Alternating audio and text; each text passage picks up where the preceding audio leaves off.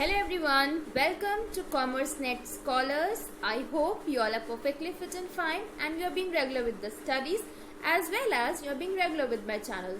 पिछले वीडियो में मैंने यूनिट 6 स्टार्ट किया था which covered the initial topics of business management, जिसमें हमने जो भी हमारे स्टाइल्स थे, मैनेजमेंट स्टाइल्स और प्रिंसिपल्स ऑफ मैनेजमेंट में साइंटिफिक प्रिंसिपल्स हमने कवर कर लिए थे. आज जो टॉपिक हमें डिस्कस करना है वो है principles of general management. But before I start with the video, let me remind you, please do like, share and subscribe the channel and be regular with the channel for all the latest updates. Let's proceed with today's topic, that is principles of general management. पहले इसका हम एक brief introduction ले लेते हैं कि what general management was all about. किसने दिया था? It was given by Henry Fayol. Scientific principles किसने दिया था? It was given by Frederick Winslow Taylor. ठीक है, याद करने का क्या तरीका बताया था मैंने? साइंटिफिक और टेलर, ST साथ में. इसको याद करने का तरीका है जनरल और हेनरी फ्योल, GH साथ में. ठीक है, so this is a short trick, you can remember the names of the propounders very easily. दूसरा पॉइंट कहता है he was the first to identify the 4 functions of management, namely planning, organizing, directing and controlling. As you all know, there are functions of management जिसमें से 4 prominent functions planning, organizing, directing और controlling को सबसे पहले Henry Fayol ने ही introduce किया था. ठीक है, so this is an important point. This can be a question in the examination कि who was the first person to actually propound the 4 functions of management. Third point कहता है Henry Fayol has given 14 principles of management. जैसे कि आपको बहुत से लोगों को पहले से भी पता होगा, ये ऐसा टॉपिक है साइंटिफिक प्रिंसिपल्स और जनरल प्रिंसिपल्स जो हमने क्लास 11-12 में भी किया हुआ है. तो जो हेनरी फ्योल के जो प्रिंसिपल्स थे वो 14 प्रिंसिपल्स थे, वेयर एज जो साइंटिफिक प्रिंसिपल्स थे वो 5 प्रिंसिपल्स थे और उसमें कुछ टेक्निक्स भी मेंशन थी. ठीक है, तो आज हम डिस्कस कर लेते हैं कि वो 14 प्रिंसिपल्स कौन से थे और वो क्या कहते हैं, वो किस एरिया से स्पेसिफिकली डील करते हैं. सबसे पहले हम बात कर लेते हैं डिवीजन ऑफ वर्क के बारे में, यानी कि ऑर्गेनाइजेशन में हर एक काम प्रॉपरली डिवाइडेड होना चाहिए. ठीक है, अगर आपका काम प्रॉपरली डिवाइडेड नहीं है तो यहाँ पर ओवरलैपिंग के, रिपीटेशन के और मिस्टेक्स के साथ ही साथ काम को कॉम्प्लिकेटेड बनाने के चांसेस हो सकते हैं. इसलिए काम को डिवाइड किया जाता है, जिसके लिए डिफरेंट डिपार्टमेंट्स बनाए जाते हैं. Production department, marketing department, finance department, sales department, जिनका एक पर्टिकुलर फंक्शन होता है और वो उसी के अकॉर्डिंग काम करते हैं. दूसरा आता है अथॉरिटी एंड रिस्पॉन्सिबिलिटी. अथॉरिटी यानी कि आपको कोई राइट मिल रहा है कि आप ये काम कर सकते हो, आप दूसरों को ऑर्डर्स दे सकते हो. वेयर एज रिस्पॉन्सिबिलिटी आपके खुद के अंदर की आती है. अगर आप किसी पोजीशन पे डेजिग्नेटेड हो तो आपकी रिस्पॉन्सिबिलिटी है उस पोजीशन से रिलेटेड सारे काम, सारे टास्क को कैरी फॉरवर्ड करना. This is your responsibility. Authority can be given by others, whereas responsibility is something that arises within you, right? So I hope this is clear. तीसरी चीज इंपॉर्टेंट जो इस प्रिंसिपल के अकॉर्डिंग है वो है डिसिप्लिन. ऑर्गेनाइजेशन में डिसिप्लिन बहुत मस्ट है. ये नहीं है कि जिसका जो मन आया वो कर रहा है, जिसका जो मन आया वो कह रहा है, जिस स्टाइल में मन कर रहा है वो काम कर रहा है. This should not be done. Each and every work, each and every task has to be completed in a disciplined way. Along with that, the employees and the workers, whereas the managers at different levels in the organization have to be disciplined so that the organization functions smoothly.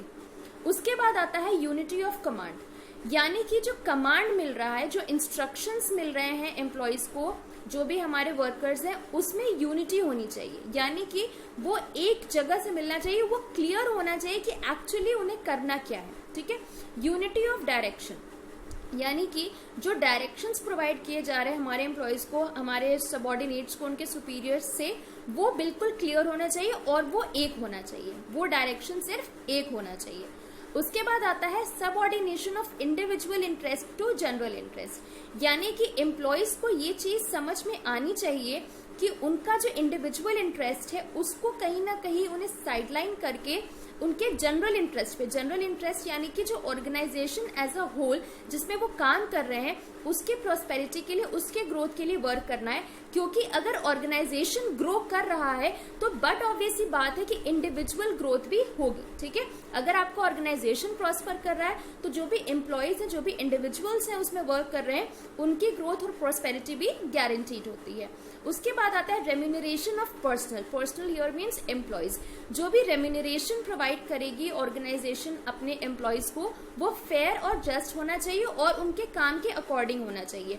कुछ standard set होते हैं, जो standards के above perform करते हैं उन्हें better payment मिलता है, जो टू दी स्टैंडर्ड परफॉर्म करेंगे उन्हें उसके अकॉर्डिंग पेमेंट मिलेगा, एंड जो बिलो स्टैंडर्ड परफॉर्म करेंगे उनके पेमेंट में कुछ डिडक्शंस हो जाते हैं, so that they can be motivated in a way to work for betterment and to achieve better targets and task. उसके बाद आता है सेंट्रलाइजेशन। सेंट्रलाइजेशन के साथ ही एक और टर्म अटैच होता है, डिसेंट्रलाइजेशन। सेंट्रलाइजेशन में क्या होता है कि जो इंस्ट्रक्शंस देने का काम है वो सेंट्रलाइज्ड है, यानी कि जो टॉप लेवल मैनेजर्स हैं या किसी एक पर्टिकुलर लेवल पे एक हम कह सकते हो अथॉरिटी असाइन करेंगे कि वही पर्टिकुलर लेवल आपको इंस्ट्रक्शंस देगा और वहीं से सारे इंस्ट्रक्शंस और गाइडलाइंस फॉर्मुलेट होंगी जो कि बाकी लेवल्स को फॉलो करनी होगी। तो जो एक डिसीजन मेकिंग पावर है वो सेंट्रलाइज्ड होता है कि जो भी इंपॉर्टेंट डिसीजंस हैं वो एक particular level, basically the top level management will only be taking. Whereas decentralization में क्या होता है कि हर लेवल ऑफ मैनेजर, हर लेवल ऑफ मैनेजमेंट पे डिसीजन मेकिंग पावर दे दी जाती है कि वो अपने लेवल पे किसी एक पर्टिकुलर टास्क के लिए अपने डिसीजंस ले सकते हैं। उसके बाद आता है स्केलर चेन, यानी कि जब एम्प्लॉयज को अपने बॉसेस से या बॉसेस को अपने एम्प्लॉयज से कम्युनिकेट करना है तो वो एक प्रॉपर लाइन या proper chain of communication follow करेंगे, उसको तोड़ेंगे नहीं। यानी कि अगर किसी एम्प्लॉय को अपने टॉप लेवल मैनेजर से कम्युनिकेट करना है तो वो पहले जाएगा लोअर लेवल मैनेजर के पास, lower level manager will approach the middle level manager and that middle level manager is going to communicate the issue to the top level manager, और उसके बाद जब वहां से कोई सजेशन आना होगा, कोई इंस्ट्रक्शन आना होगा तो वो सेम इसी लेवल में नीचे तक आएगा। ठीक है। स्केलर चेन में एक ऑप्शन होता है गैंग प्लैंक का, जो कि जो ट्री फॉर्म में जो स्केलर चेन बना हुआ है उसके बीच में एक कम्युनिकेशन लाइन बनाई जाती है, सो दैट कि इमरजेंसी की सिचुएशन में उस रूल को, वो जो एक लाइन बनी हुई है चेन की, उसको ब्रेक करते हुए बीच में अगर कोई इमरजेंसी है तो कोई भी मैनेजर किसी भी लेवल के मैनेजर से या एम्प्लॉय से कम्युनिकेट कर सकता है। उसके बाद आता है ऑर्डर। ऑर्डर यानी कि हर एक चीज के लिए एक प्रॉपर जगह असाइंड हो और वो चीज वहीं पर मौजूद हो। ठीक है। ये नहीं कि हसल क्रिएट है ऑर्गेनाइजेशन में, एक क्योस है कि कौन से मशीन्स कहाँ पे इंस्टॉल्ड है, कौन से इक्विपमेंट्स कहाँ पे इंस्टॉल्ड है, रॉ मटेरियल्स कहाँ है, कौन सा एम्प्लॉय कहाँ पे है, कौन सा डिपार्टमेंट कौन सा काम कर रहा है। ये एक कंफ्यूजन का स्टेट नहीं होना चाहिए, इसलिए ऑर्डर का जो प्रिंसिपल है उसको फॉलो करना बहुत इंपॉर्टेंट हो जाता है। फिर आता है इक्विटी, यानी कि जो भी डिसीजंस बन रहे हैं ऑर्गेनाइजेशन में, जो भी डिसीजंस लिए जा रहे हैं, जो भी पेमेंट स्ट्रक्चर बनाया जा रहा है, वो सब इक्वल फॉर्म में होना चाहिए, इक्वालिटी को बूस्ट करना चाहिए। यानी कि all the employees should have the equal rights and equal opportunities in the organisation to grow and work for their betterment. उसके बाद आता है स्टेबिलिटी ऑफ टेन्योर।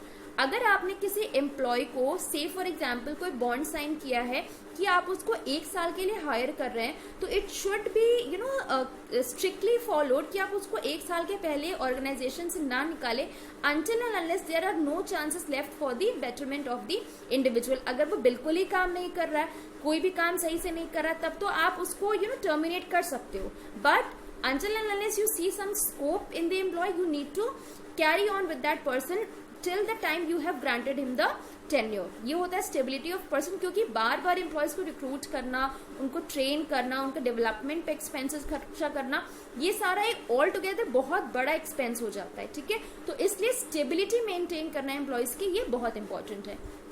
फिर आता है इनिशिएटिव।